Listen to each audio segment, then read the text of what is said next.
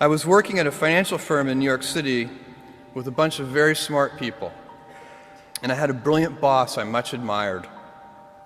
I went to my boss and told him I was going to start a company selling books on the internet. He took me on a long walk in Central Park, listened carefully to me, and finally said, "That sounds like a really good idea, but it would be an even better idea for someone who didn't already have a good job." You can have a job, or you can have a career, or you can have a calling. And if you can somehow figure out how to have a calling, you have hit the jackpot, because that's the big deal. I met Jeff Bezos 25 years ago, and he told me, "Dave, I want you to invest in my company." "What are you doing?" "I'm gonna start a bookstore in my garage." "Okay, and I'm gonna put it online. People buy online, and I'm gonna ship out of my garage. But if you invest in me, Dave, someday I'm gonna be the richest man in the world. I'll do over $100 billion. First of all, there is no such thing as $100 billion 25 years ago. Statistically, there's no such thing. Countries didn't have 100, our national debt wasn't $100 billion. And this dude's telling me at 26 years old that he's gonna be the richest man in the world because he has a garage and the internet? That was his truth. No, but he did not know it, and neither did I. But the difference between him and I is I was laughing, scoffing, and jesting at him, and he was already applauding himself, going, at the right way, at the perfect time, I'm gonna make as much as I can as quickly. And I'm sitting there going, there's no way this is gonna be a big business. Do something you're very passionate about, and don't try to chase what is kind of the hot passion of the day. Seen in that light, it really was a difficult choice, but ultimately, I decided I had to give it a shot. I didn't think I'd regret trying and failing, and I suspected I would always be haunted by a decision to not try at all. After much consideration, I took the less safe path to follow my passion, and I'm proud of that choice. As a young boy, I had been a garage inventor. I'd invented an automatic gate closer out of cement-filled tires, a solar cooker that didn't work very well out of an umbrella and aluminum foil, baking pan alarms to entrap my siblings. I'd always wanted to be an inventor, and she wanted me to follow my passion. There's a military phrase that I especially love, and it says, "Slow is smooth and smooth is fast." And I have seen that in every endeavor I've ever been in.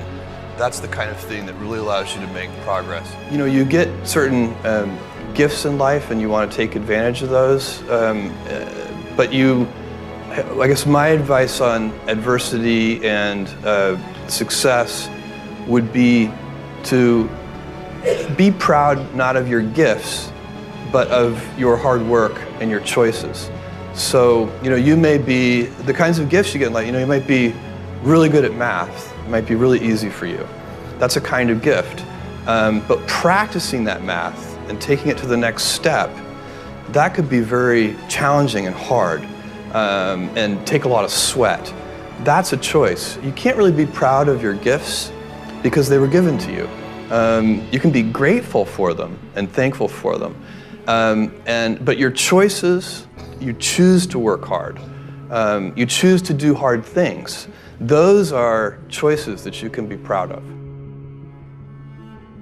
You can choose. We all get to choose our life stories, and it's the choices that define us, not our gifts. Everybody in this room has many gifts. I have many gifts. You can never be proud of your gifts because they're gifts. They were given to you. You might be tall, or you might be really good at math, or you might be extremely beautiful or handsome, or there are many gifts, and you can only be proud really of your choices because those are the things that you are acting on.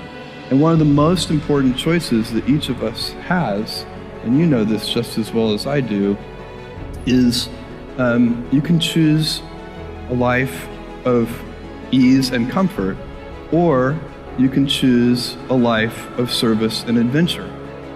And when you're 80, which one of those things do you think you're going to be more proud of? You're going to be more proud of having chosen a life of service and adventure. There's never been a better time to be alive. I mean, it's just incredible the amount of inspiration that the world generates for me, and I think for a lot of people. It's insane, the amount of change and invention and opportunity. Your life, the life you author from scratch on your own, begins. How will you use your gifts? What choices will you make? Will inertia be your guide, or will you follow your passions? Will you follow dogma, or will you be original? Will you choose a life of ease, or a life of service and adventure? Will you wilt under criticism, or will you follow your convictions? Will you bluff it out when you're wrong, or will you apologize? Will you guard your heart against rejection, or will you act when you fall in love? Will you play it safe, or will you be a little bit swashbuckling? When it's tough, will you give up, or will you be relentless? Will you be a cynic, or will you be a builder? Will you be clever at the expense of others, or will you be kind? Every time you figure out some way of providing tools and services that empower other people to deploy their creativity, you're really onto something. You know, you're very lucky if you have a career. A lot of people end up with a job. If you don't love your work, you're never going to be great at it. Jules Verne, Mark Twain, Galileo, Newton, all the curious from the ages would have wanted to be alive, most of all, right now.